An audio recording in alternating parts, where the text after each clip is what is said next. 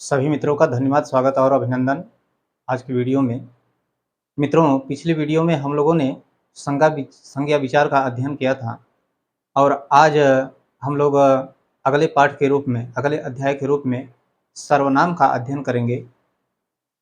उसके अर्थ क्या हैं, उसके प्रकार कितने हैं और उसके मुख्य पहचान क्या-क्या हैं, कौन-कौन से हैं, इन सब के बारे में अब आज हम लोग जानेंगे। आइए हम लोग देखते हैं सर्वनाम सबसे पहले किसको कहते हैं। सर्वनाम। मित्रों, यह सर्वनाम दो शब्दों से बना है, सर्व धन नाम। ठीक, सर्व का मतलब होता है सबका,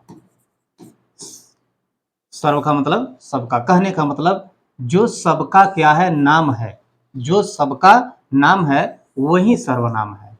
ठीक, सर्व माने सबका, जो सबका नाम है वही क्या है, सर्वनाम है। नाम संज्ञा का पर्याय है। नाम क्या है, संज्ञा का पर्याय है और इसका अर्थ यह भी होता है सभी होता है।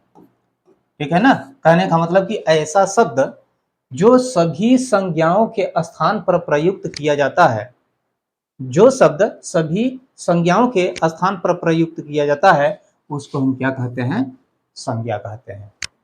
ठीक है ना, लेकिन एक बात को भली भांति आप लोग जानिएगा, ध्यान में रखिएगा कि संज्ञा से हमें उसी वस्तु का बोध होता है जिस वस्तु का नाम लिया जाता है, जिस वस्तु का नाम लिखा जाता है। ठीक है ना, जैसे हमने कहा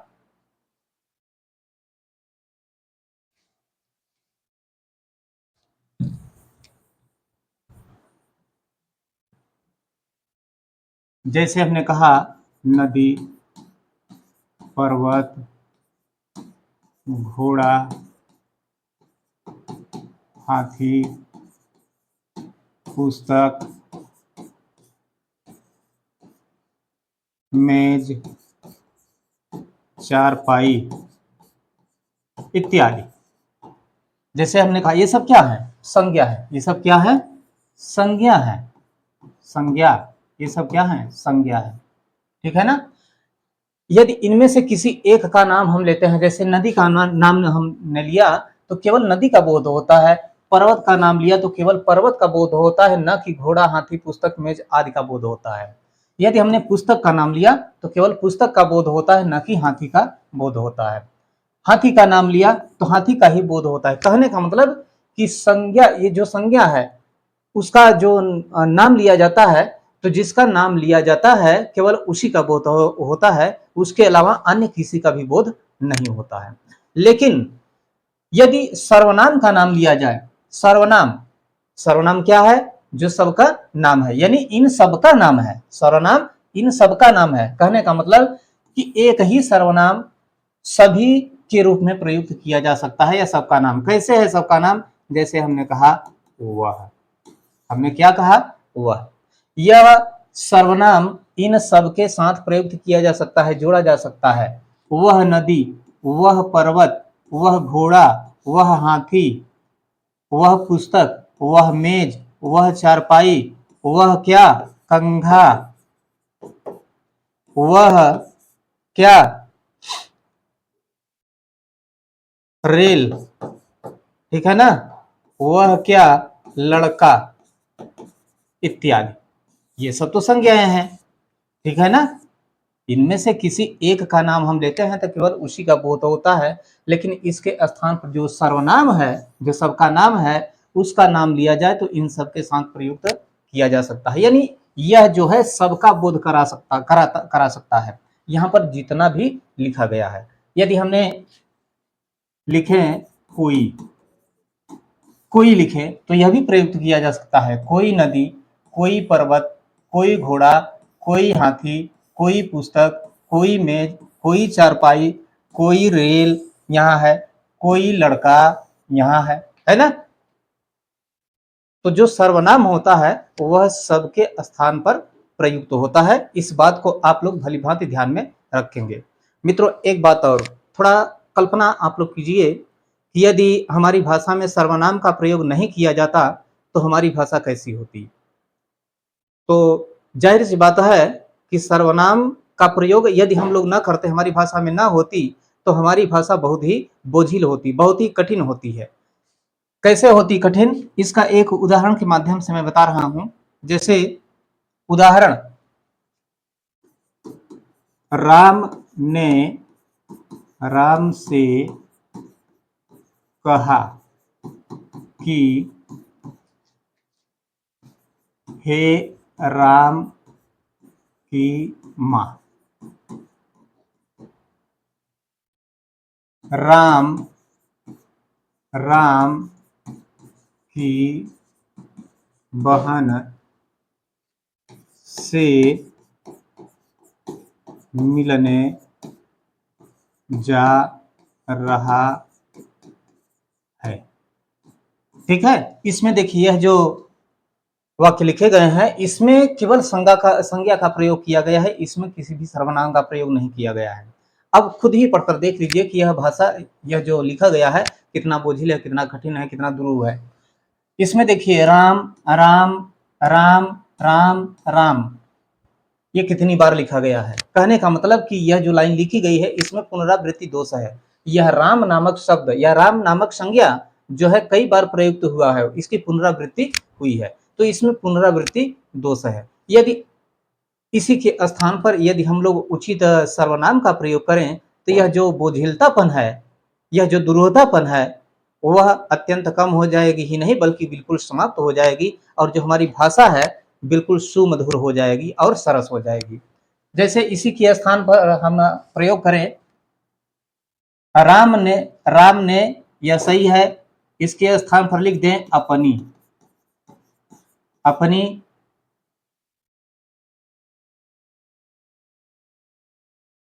राम ने राम से नहीं,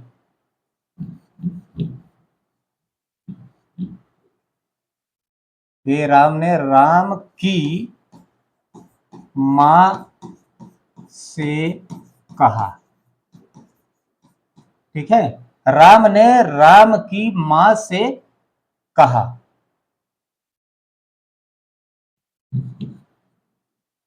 यहां राम ने राम की मां से कहा, तो यहां पर राम ने, यहां हम लिख दें अपनी।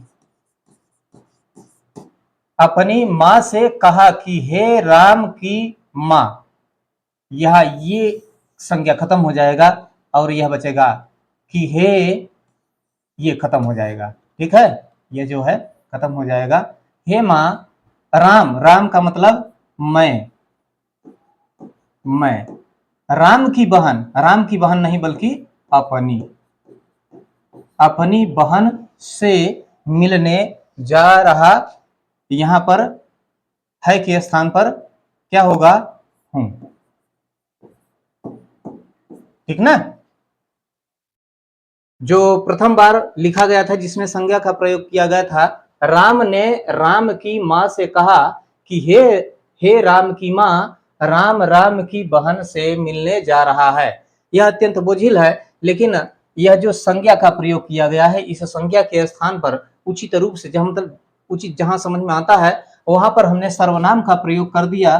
तो यह देख लीजिए खुद ही पढ़ करके कि यह जो भाषा है अत्यंत सरस और सुमधुर बन गई। यहां पर राम के स्थान पर यह सर्वनाम, यहां राम के स्थान पर यह सर्वनाम, और यहां राम के स्थान पर यह सर्वनाम। ठीक है, कहने का मतलब कि सर्वनाम यदि हमारी भाषा में न होता या उसका प्रयोग न किया जाता, तो हमारी जो भाषा है वह अत्यंत जटिल होती, कठिन होती, दुष्कर होती या बोझिल होती। न तो हम उसका सही ढंग से उच्चारण कर सकते, न तो उसको हम पढ़ सकते, न तो उसका अर्थ लगा सकते। तमाम प्रकार की कठिनाइयां, तमाम प्रकार की बाधाएं उत्पन्न होती है। लेकिन जैसे ही हमारी भाषा में सर्वनाम का प्रयोग हुआ या होना प्रारंभ हुआ, कि यह बोझिलता जो है बिल्कुल समाप्त हो गई। ठीक है,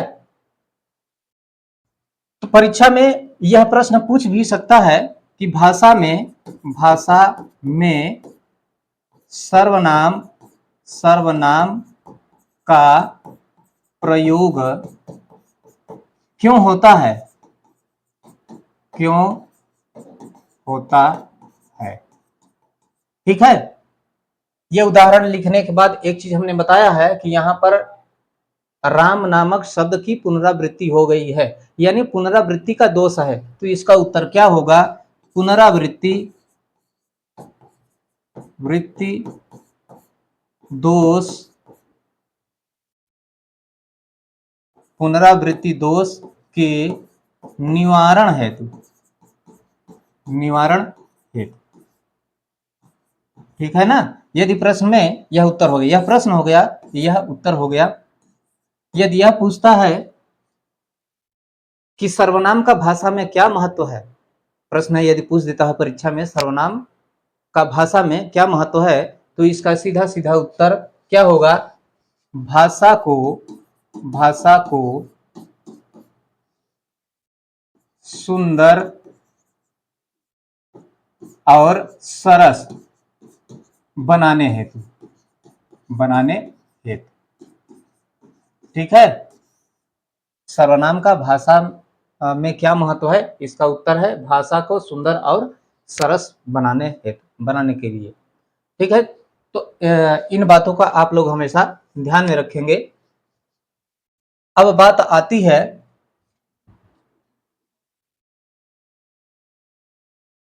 हिंदी में जो सर्वनाम है, हिंदी में जो सर्वनाम है वे सर्वनाम कौन कौन से हैं? हिंदी में प्रयुक्त सर्वनाम, हिंदी में कौन कौन से सर्वनामों का प्रयोग किया जाता है और उनकी संख्या कितनी है? मैं, तू,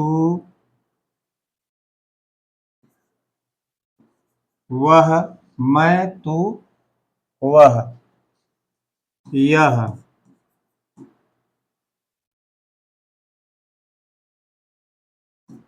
आप,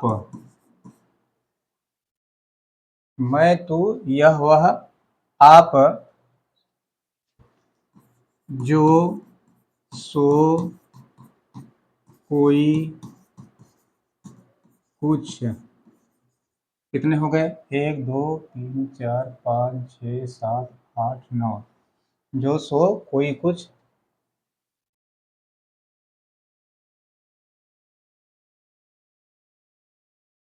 कौन और क्या। इनकी संख्या 1 2 3 4 5 6 7 8 9 10 और 11, इनकी संख्या कितनी है? 11 है। ये 11 सर्वनामों का प्रयोग हिंदी भाषा में होता है। संख्या 11 है, लेकिन इनके पर्याय भी हैं या इनके दूसरे रूप भी हैं, उनका भी प्रयोग यहाँ पर होता है। ठीक है? अब हम चलते हैं सर्वनाम के भेद की ओर, सर्वनाम के प्रकार। ठीक है? तो सर्वनाम कितने प्रकार के होते हैं यहाँ पर लिखा गया है? 1 2 3 4 5 और 6। कौन कौन से हैं? पहला सर्वनाम है पुरुषवाचक सर्वनाम, इसका पहचान मैं, तू, वह। पहचान भी लिखा गया है, इस पहचान को आप लोग हमेशा ध्यान में रखेंगे, क्योंकि यही जो पहचान सामने लिखा हुआ है यही पहचान मुख्य है, जो यदि समझ में आ गया तो कहीं भी किसी भी उदाहरण में आप निश्चित रूप से सर्वनामों को छाड़ पाएंगे। ठीक है ना? दूसरा है निजवाचक सर्वनाम। निज का मतलब अपना होता है, निज का मतलब स्वयं होता है, यही इसका पहचान है। निश्चितवाचक सर्वनाम, इसका पहचान यह और वह। इसके बाद चौथा है अनिश्चितवाचक, अनिश्चितवाचक सर्वनाम, यह, कोई, कुछ, इसका पहचान है। इसके बाद है प्रश्नवाचक सर्वनाम, कौन, क्या, किसने, किसको, कैसे, कब, कहाँ। ठीक है ना? ये पहचान। इसके बाद संबंधवाचक जो है जो और सो, ये इसके पहचान है। सर्वनाम के प्रकार भी है आपके सामने और इनके मुख्य पहचान भी हैं आपके सामने।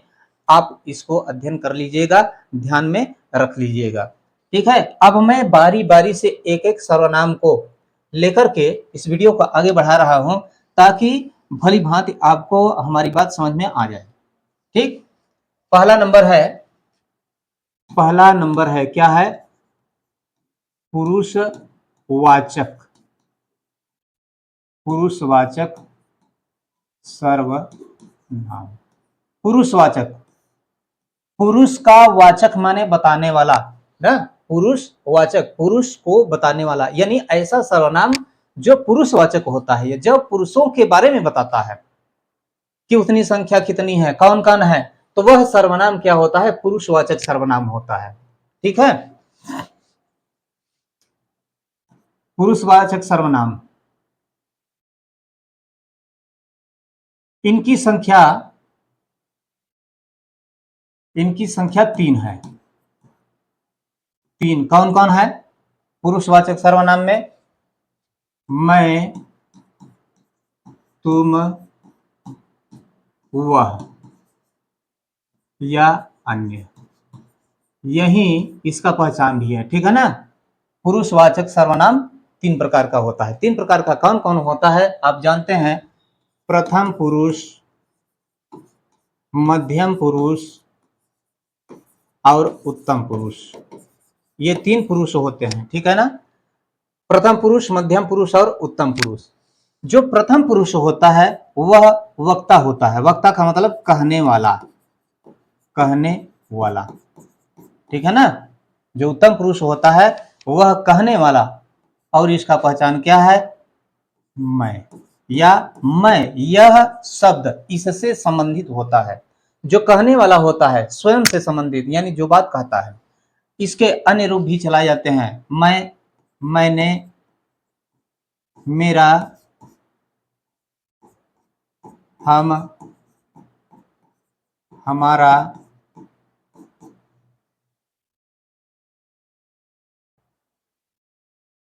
हमने, हमने, हमसे इत्यादि। ठीक, उत्तम पुरुष क्या है?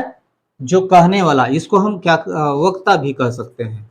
वक्ता, वक्ता माने बात को कहने वाला, यानी जो बात स्वयं कहता है उसको हम क्या कहते हैं? वक्ता। और जो वक्ता होता है वह उत्तम पुरुष होता है। इसके बाद नंबर आता है मध्यम पुरुष का। देखिए, वक्ता जब अपनी बात को कहेगा तो उसकी बात को कोई ना कोई सुनेगा। तो जो सुनने वाला होता है, जो सुनने वाला होता है या जो सामने होता है, वह कौन होता है? मध्यम पुरुष होता है। तो इसको हम सीधे सीधे लिख सकते हैं सुनने वाला। इसको हम श्रोता भी कह सकते हैं। ठीक है ना, वक्ता जब अपनी बात को कहता है तो उसकी कही जाने वाली बात को कोई व्यक्ति सुनता है, और वह कौन होता है? मध्यम पुरुष। यानी मध्यम पुरुष कौन होता है? सुनने वाला। ठीक है ना, इसका संबंध किससे है? इससे है। ठीक है ना, जैसे मैंने कहा, मैंने कोई बात कहा, तुम जाओ। मैंने क्या कहा? तुम जाओ। तो तुम, मैंने किसको कहा? मैंने तो कहा, सामने वाले के लिए कहा। और मैंने जब कहा तो मेरी बात को किसने सुना? जो सामने है उसने सुना। ठीक है, तो यह कौन है? मध्यम पुरुष है।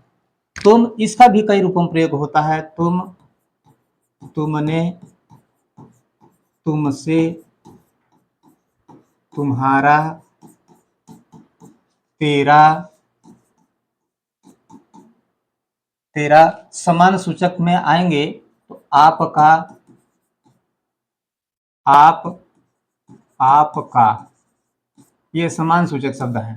ठीक है ना, इसके बाद एक बात और ध्यान में रखिए, वक्ता ने कह दिया, सुनने वाले ने सुन लिया। वक्ता ने कह दिया और सुनने वाले ने सुन लिया, लेकिन वक्ता ने किसके विषय में कहा है, यानी जिसके विषय में कहा है वह कौन होता है?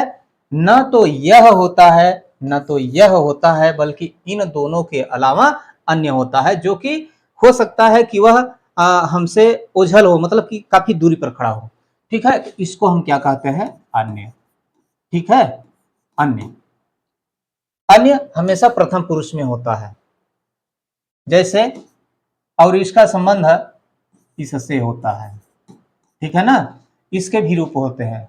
वह, उसने, उससे, उसको, उसका, उसी ने, उसी ने, इत्यादि। ठीक है, ये है। तो प्रथम पुरुष अन्य से संबंधित होता है, प्रथम पुरुष किससे संबंधित होता है? अन्य से संबंधित होता है। इसका पहचान लिखा गया है। इसमें पुरुषवाचक सर्वनाम के जो 3 पहचान है, 3 पहचान कौन कौन?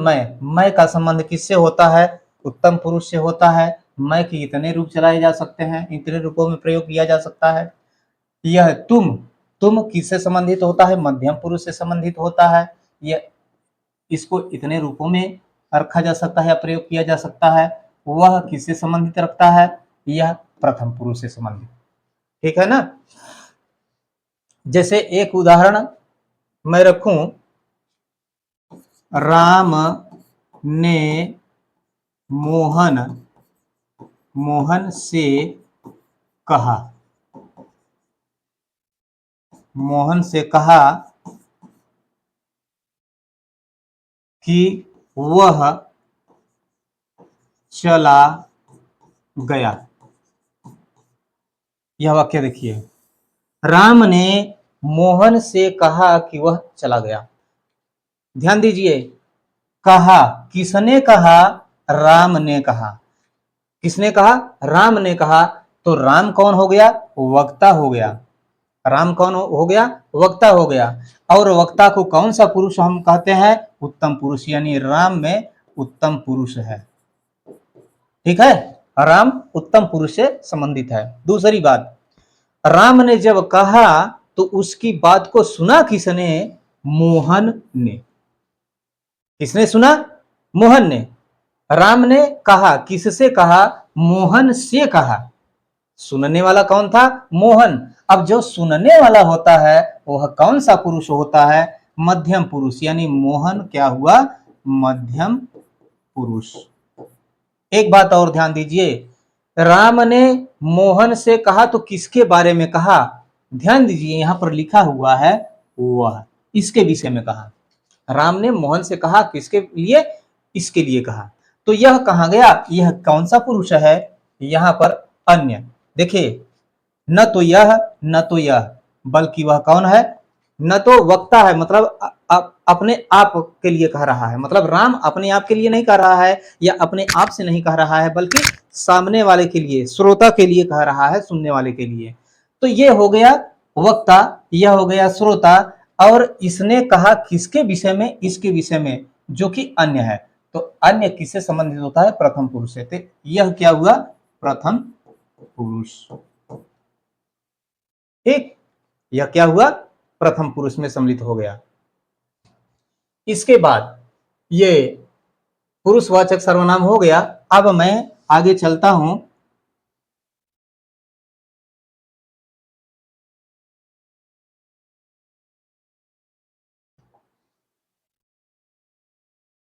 दूसरा नंबर आता है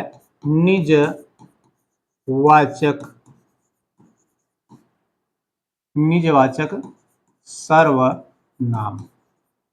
निज का मतलब क्या होता है भाई? निज का मतलब क्या होता है? अपना। निज का मतलब क्या होता है? अपना या स्वयं। ठीक है ना? निज का मतलब क्या होता है? अपना, या निज का मतलब स्वयं होता है, खुद होता है।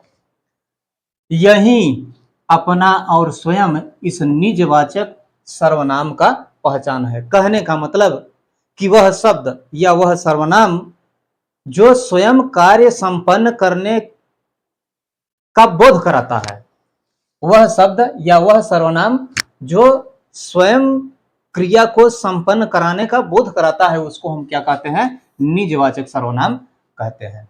ठीक है? और जैसे वह स्वयं चला गया,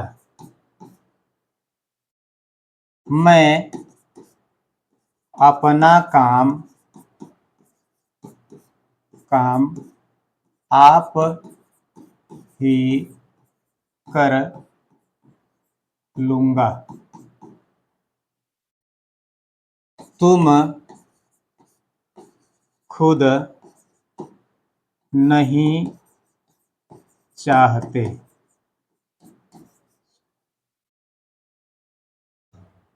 अपना काम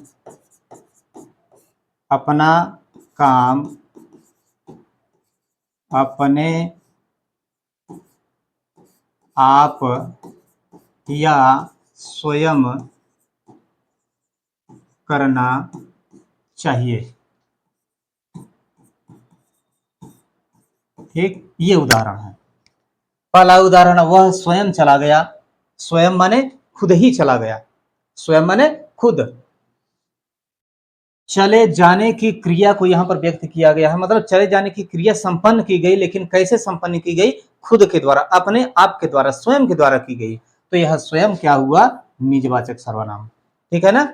यहां पर लिखा है मैं अपना काम आप ही, आप, यहां आप शब्द लिखा है, ध्यान दीजिए। आप एक सम्मान सूचक शब्द है जिसका प्रयोग इस स्थान पर किया जाता है, ठीक है ना। लेकिन आप का अर्थ कभी कभी स्वयं भी होता है ना। आपके स्थान पर अपने आप ही होना चाहिए था, लेकिन आप ही है। आप शब्द यहां पर इसका प्रयोग नहीं है, बल्कि इसके लिए है, ठीक है ना। मैं अपना काम आप ही कर लूंगा, या स्वयं ही कर लूंगा, या खुद ही कर लूंगा, यह बात है हम, ठीक है ना। तो यह शब्द क्या है? निजवाचक। यह शब्द भी वही बता रहा है कि कर लूंगा, यानी काम करने या संपन्न करने की जो बात कही जा रही है, तो वह किसी दूसरे के माध्यम से नहीं, बल्कि अपने द्वारा ही संपन्न करने की बात कही जा रही है। उसी प्रकार से इसमें भी है, तुम खुद नहीं चाहते, चाहने की बात यहां पर की गई है, चाहने की बात यहां पर की गई है, लेकिन किसके द्वारा? अपने आप द्वारा। यहां पर खुद लिखा है, खुद का मतलब अपने आप या स्वयं होता है, इन दोनों में से होता है।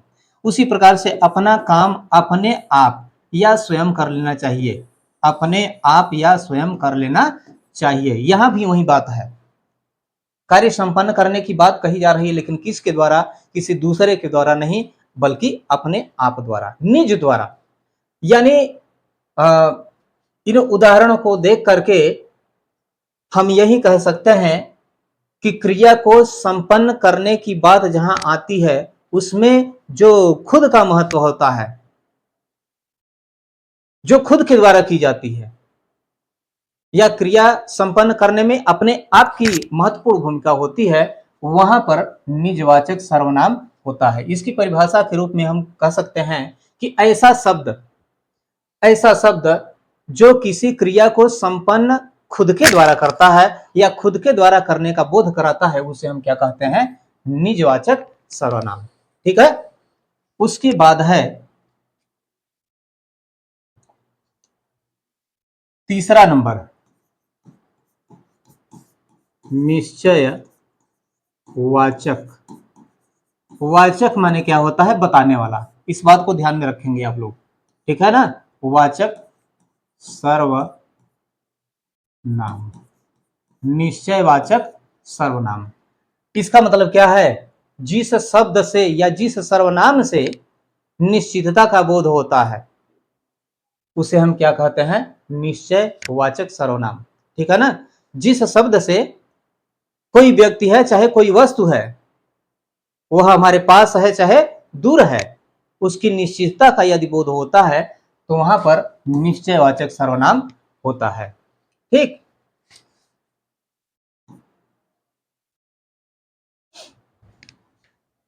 हमने एक बात कहा है कि चाहे वस्तु हो चाहे व्यक्ति हो, वह हमसे दूर भी हो सकता है और हमारे करीब यानी हमारे पास भी हो सकता है। तो दूर के लिए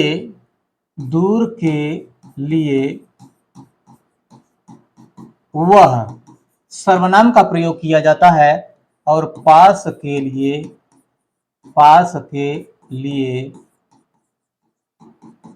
यह सर्वनाम का प्रयोग किया जाता है। इस बात को आप लोग हमेशा ध्यान में रखेंगे, और यही पहचान इस निश्चयवाचक सर्वनाम का है।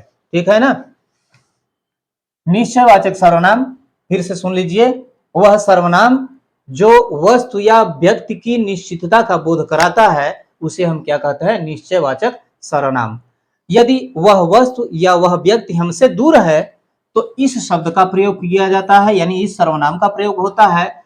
और वस्तु या व्यक्ति जब हमारे पास है तो इस सर्वनाम का प्रयोग किया जाता है।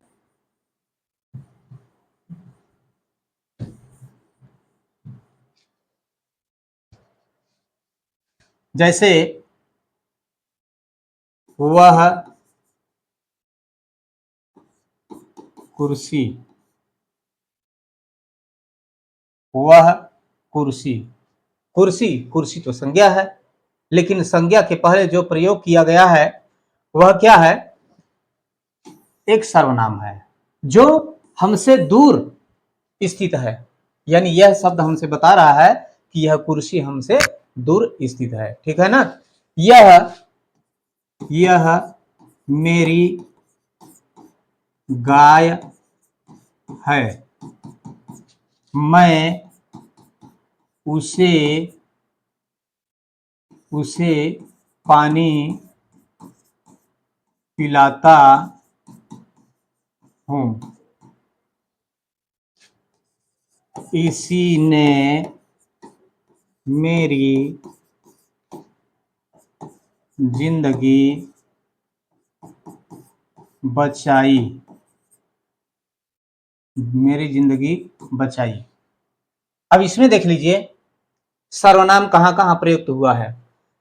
हमने क्या, पास के लिए इस शब्द का प्रयोग किया जाता है। यह मेरी गाय है, गाय है, लेकिन उसकी ओर संकेत किया जा रहा है कि यह मेरी गाय है। कहने का मतलब कि यह जो शब्द है यह बता रहा है कि गाय हमसे कहीं दूर नहीं है बल्कि हमारे पास ही है ना, संकेत करके।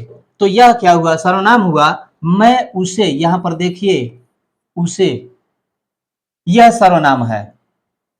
और कौन सा सर्वनाम है? निश्चयवाचक। उसे का मतलब उसे जिस गाय की ओर संकेत किया जा रहा है उसे संकेत करके बताया जा रहा है, इस शब्द के माध्यम से बताया जा रहा है कि मैं उसे पानी पिलाता हूं। अब ध्यान दीजिए कि हमने कहा दूर के लिए इस शब्द का प्रयोग होता है, पास के लिए इस शब्द का प्रयोग होता है, लेकिन ये बीच में ये कहां से आ गया? है ना, बीच में यह शब्द कहां से आ गया? यह सर्वनाम कहां से आ गया? तो इसके लिए हमने पहले ही बता दिया है कि जो भी सर्वनाम है, सबसे पहले हमने बताया था कि जो भी सर्वनाम है 11 प्रकार, उनके विभिन्न रूपों का, विभिन्न पर्यायवाची शब्दों का प्रयोग किया जा सकता है। तो यह जो है इससे संबंधित है। ठीक है? नहीं, इससे संबंधित है। ठीक है ना? मैं उसे पानी पिलाता हूं।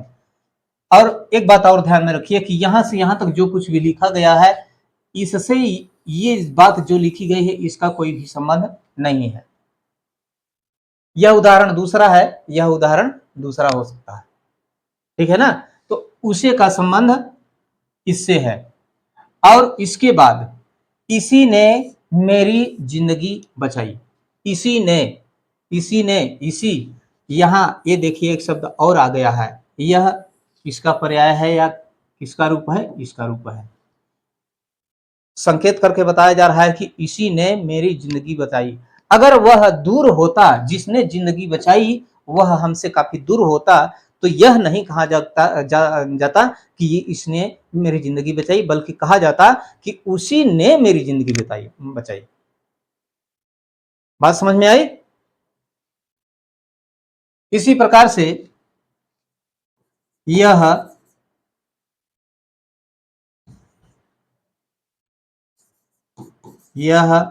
घड़ी, मेज, कुर्सी, कलम, चटाई, पंखा आदि है, आदि है। इसका मतलब यह जो सर्वनाम का प्रयोग हुआ है इन सब के लिए हुआ है।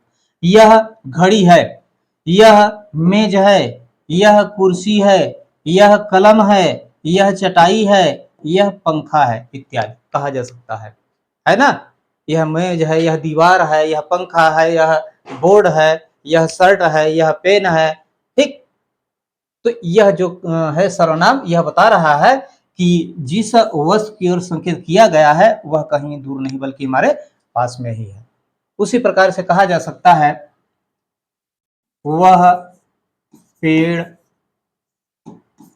पर्वत, नदी, झील, हाथी, घोड़ा, खेत, किसान आदि आदि है। इसका मतलब वह क्या है? पेड़ है, वह पर्वत है, वह नदी है, वह झील है, वह हाथी है, वह घोड़ा है, वह खेत है, वह किसान है इत्यादि। तो ये जो वह है वह क्या है? सर्वनाम है। यह इस बात का संकेत कर रहा है कि यहाँ जितने भी उदाहरण रखे गए हैं वह हमसे दूर है, हमारे पास नहीं है। क्यों? क्योंकि यदि हमारे पास होता तो हम इसका प्रयोग करते, न कि उसका प्रयोग करते। ठीक है। एक बात और बता देना चाहता हूं, यहाँ पर जो उदाहरण लिखा हुआ है हो सकता है कंफ्यूजन हो। यहाँ पर उसे लिखा गया है तो इससे संबंध हो गया कहां? दूर की वस्तु के लिए। इसी के स्थान पर इसे होता, यदि इस सर्वनाम का प्रयोग होता, इसके स्थान पर इस सर्वनाम का प्रयोग हुआ होता तो यह किससे संबंधित होता? इससे संबंधित होता। इस बात को आप लोग भूलेंगे नहीं। ठीक है। अगला सर्वनाम है अनिश्चयवाचक सर्वनाम।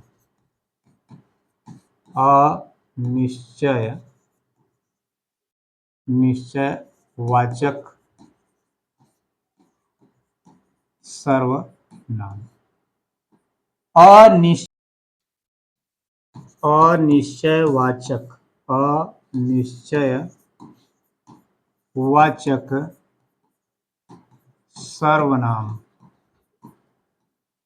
सर्वनाम। ठीक है।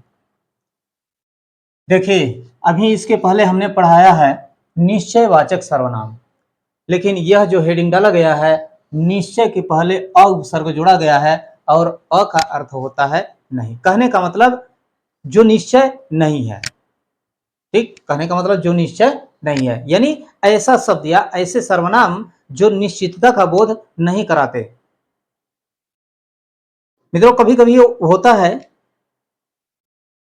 कि जो सर्वनाम किसी भी वस्तु या किसी भी व्यक्ति की ओर इशारा करता है, तो कभी यह निश्चित नहीं हो पाता है। अक्सर कभी ऐसा होता है कि यह निश्चित नहीं हो पाता है कि यह सर्वनाम जिस व्यक्ति की ओर या जिस शब्द की ओर या जिस वस्तु की ओर संकेत कर रहा है वह वही व्यक्ति है या दूसरा व्यक्ति है। तो ऐसी स्थिति में जिस सर्वनाम का प्रयोग होता है वह अनिश्चयवाचक सर्वनाम कहलाता है।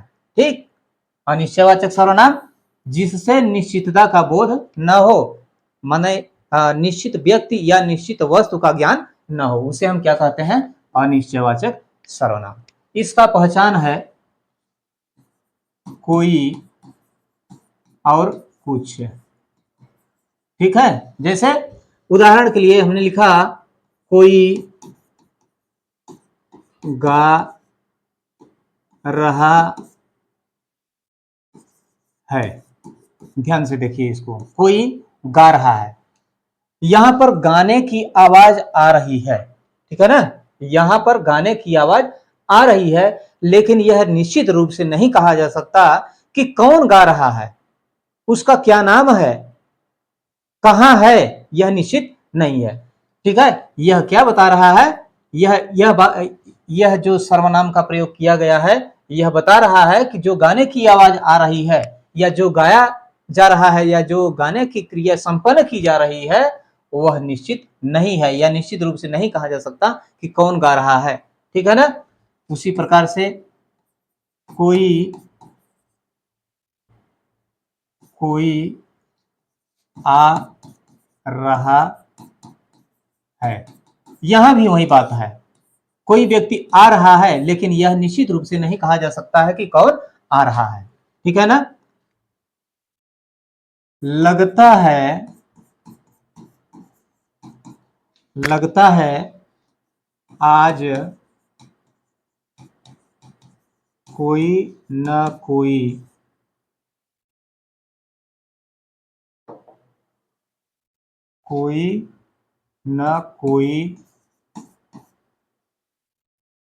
आएगा। ठीक है, लगता है मतलब ऐसा प्रतीत होता है कि कोई न कोई आएगा। कब आएगा? आज आएगा। लेकिन आज आएगा तो कौन आएगा? यह शब्द बता रहा है कि यह निश्चित नहीं है कि कौन आएगा। ठीक है ना। इसके बाद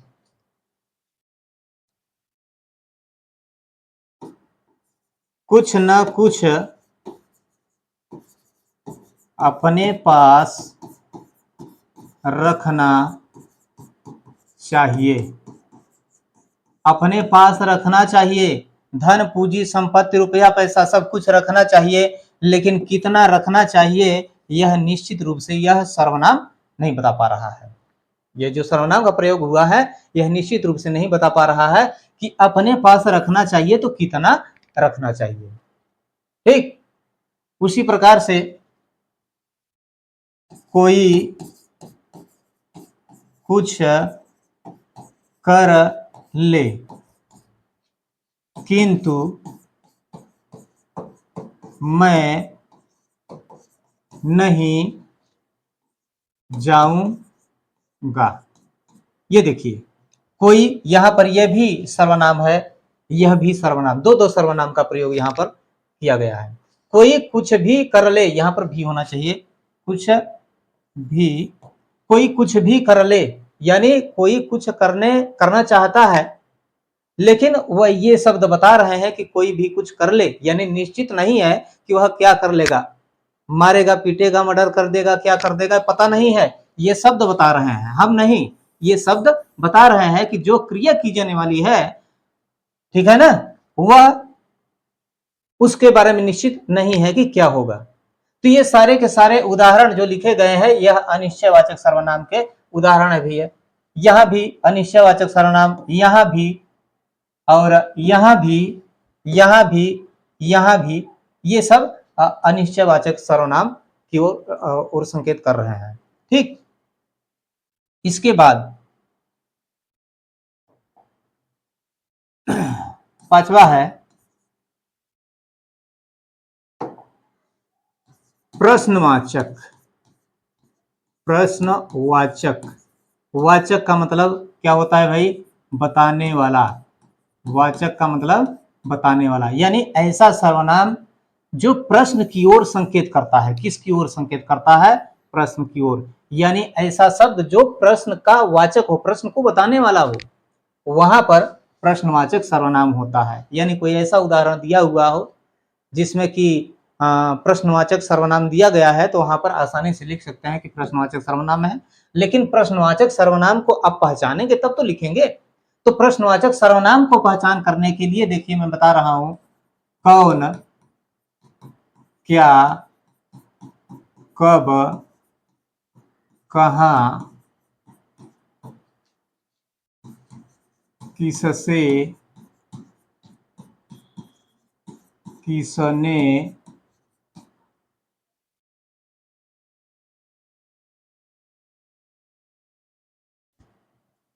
कैसे। ये प्रश्न है, ये सब क्या है? प्रश्न है। और यही जो शब्द लिखे गए हैं प्रश्नवाचक शब्द, यही सब इस प्रश्नवाचक सर्वनाम के उदाहरण है। जैसा कि हमने लिखा, वह कौन है। वह कौन है, यह प्रश्न हो गया। और इस प्रश्न के निर्माण में यह जो शब्द लिखा हुआ है इसकी महत्वपूर्ण भूमिका है। कौन है पूछा जा रहा है, मतलब कोई व्यक्ति है, वहां पर पूछा जा रहा है कि वह कौन है, मतलब निश्चित नहीं है कि वह मतलब जानकारी नहीं है या ज्ञान नहीं है कि वह कौन है। या उस व्यक्ति के स्थान पर, वस्तु के स्थान पर इसका प्रयोग हुआ है। ठीक, तुम क्या कर रहे हो? तुम क्या कर रहे हो? ठीक है ना। यहां पर देखिए, यहां पर ये संज्ञा दिया हुआ है, लेकिन संज्ञा के बाद यह भी एक सर्वनाम है। यह सर्वनाम प्रश्न की ओर संकेत कर रहा है। ठीक है ना। प्रश्नों की संख्या कितनी होती है? 7 होती है। 1 2 3 4 5 6 7, ये प्रश्न है। यह प्रश्न पूछ रहा है कि क्या कर रहे हो। ठीक ना। उसी प्रकार से तुम कब आए, तुम कब आए, यह भी प्रश्नवाचक है। यहां पर कब प्रश्नवाचक सर्वनाम है। तुम कहां थे, थे लेकिन कहां थे, यह पूछा जा रहा है। यह प्रश्नवाचक सर्वनाम है। तुम किससे कहे थे, कहने की बात की जा रही है, संदेश भिजवाने की बात कही जा रही है, संदेश कहलवाने की बात की जा रही है, लेकिन प्रश्न पूछ रहा है कि किससे कहे थे। यह किससे क्या है? प्रश्नवाचक शब्द है, और प्रश्नवाचक शब्द जो होता है वह प्रश्नवाचक सर्वनाम से संबंधित होता है। उसी प्रकार से तुमसे किसने कहा, किसने भी वही है। तुम यहां कैसे आए, तमाम प्रकार के प्रश्न, यानी किसी भी उदाहरण में, सर्वनाम वाले उदाहरण में यह सब लिखा रहता है। ये जो मुख्य पहचान है प्रश्नवाचक सर्वनाम का, इस पहचान से ही आप पहचान सकते हैं कि मुख्य उदाहरण में यह प्रश्नवाचक सर्वनाम है। उसके बाद है अगला संबंधवाचक सर्वनाम। संबंधवाचक सर्वनाम, ठीक है ना। संबंध वाचक माने बताने वाला, संबंध को बताने वाला। जब किसी एक वस्तु से दूसरी वस्तु का, एक व्यक्ति से दूसरे व्यक्ति का जब संबंध बताया जाता है, किसके माध्यम से? सर्वनाम के माध्यम से। यानी किसी सर्वनाम शब्द के माध्यम से एक शब्द के बीच, एक शब्द से दूसरे शब्द का, एक व्यक्ति से दूसरे व्यक्ति का, एक वस्तु से दूसरे वस्तु का संबंध व्यक्त किया जाता है, तो वहां पर हमेशा संबंधवाचक सर्वनाम होता है। इसका पहचान है जो और सो। ठीक, कभी कभी अकेले मिलता है, इन दोनों में से कोई अकेले मिलता है, और कभी कभी ये दोनों एक साथ मिलते हैं। ठीक है ना। जैसे उदाहरण हमने लिखा, जो है सो है। ठीक है ना। यहां पर भी है, यहां पर भी है, इन दोनों के बीच में यह शब्द संबंध को व्यक्त कर रहे हैं। ठीक है ना। जो खाएगा वह भरेगा। ठीक है ना। खाना और भरना के बीच में यह दोनों शब्द, कौन से शब्द? सर्वनाम शब्द, संबंध को व्यक्त कर रहे हैं।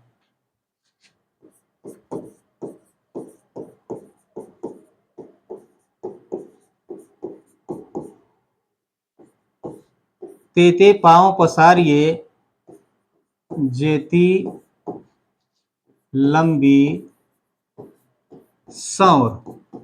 सौर माने क्या होता है भाई? सौर माने रजाई होता है। समय आ गया है। सौर माने रजाई, चादर। तेते पांव पसारिए, जेती लंबी सौर। ठीक है ना। लंबी सौर और पांव के बीच में यह दोनों शब्द क्या बता रहे हैं? संबंध बता रहे हैं, संबंध को व्यक्त कर रहे हैं। इसलिए यह दोनों शब्द क्या हुए? संबंधवाचक सर्वनाम। ठीक है ना।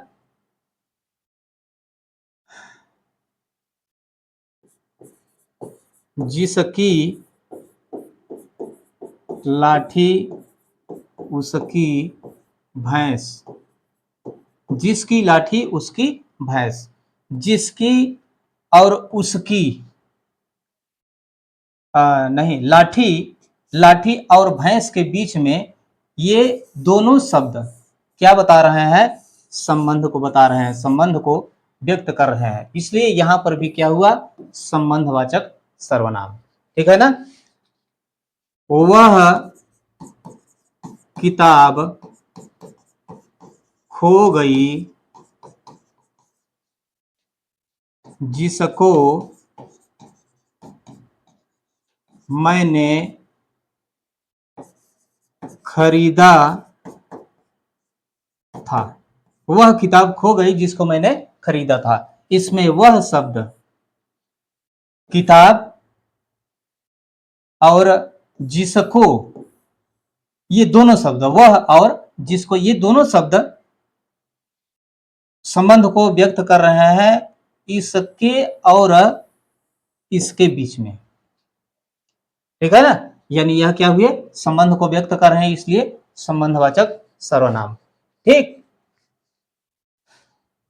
तो ये सारे के सारे उदाहरण संबंधवाचक सर्वनाम के हैं। इसका पहचान सामने लिखा हुआ है, यही पहचान मूल है। सिर्फ इसी का नहीं बल्कि जितने भी सर्वनाम का हम लोगों ने आज अध्ययन किया है, सबका पहचान सामने लिखा गया, उसके विषय में अध्ययन किया गया, और उसे मैं समझता हूं कि आप सभी लोग ध्यान में रखेंगे, ताकि जो अध्ययन करें, चाहे किसी भी पुस्तक का, किसी भी प्रकाशन का, गहनतम रूप से आपकी तैयारी हो सके। इसी के साथ आज की कक्षा समाप्त की जाती है। धन्यवाद।